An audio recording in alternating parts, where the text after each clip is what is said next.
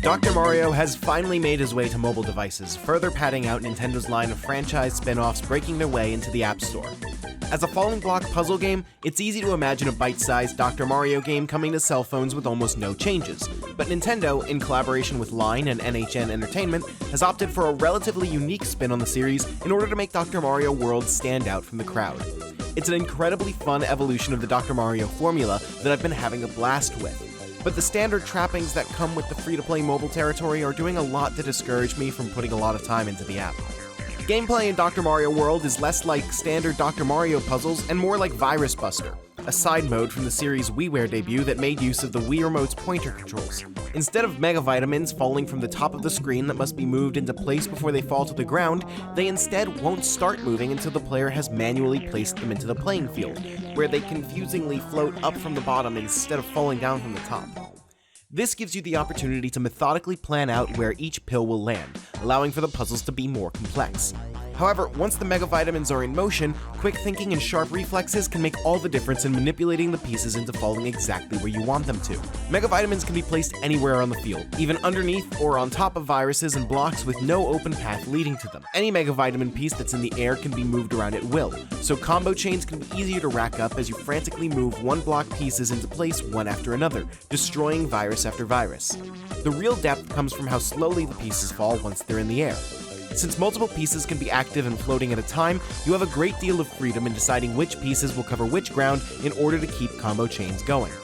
Once I started pulling pills out of my waiting area and letting them slowly drift through the air so I could get the one colored block I needed and then juggling several pieces around until they were all right where I wanted them to be, things started to feel incredible. Versus mode is an extension of how fun the core gameplay can be.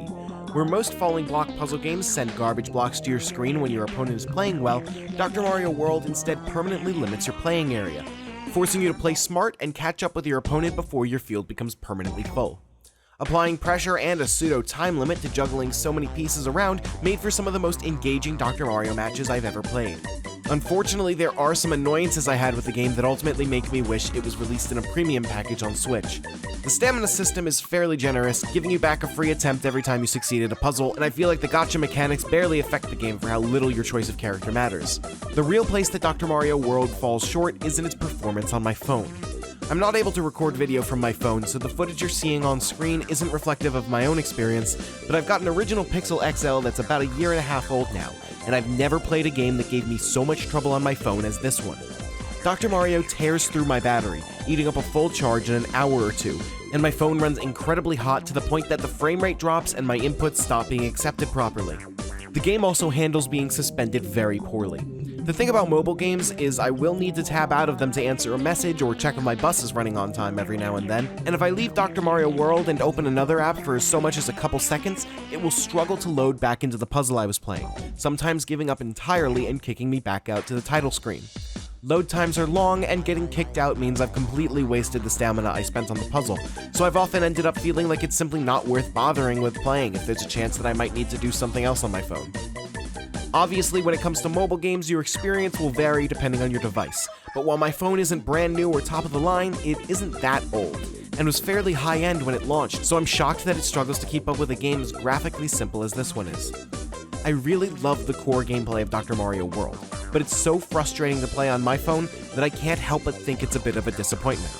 If this game ends up on Switch later down the line, then I would be the first in line to play a version that's been properly optimized for the system it's running on.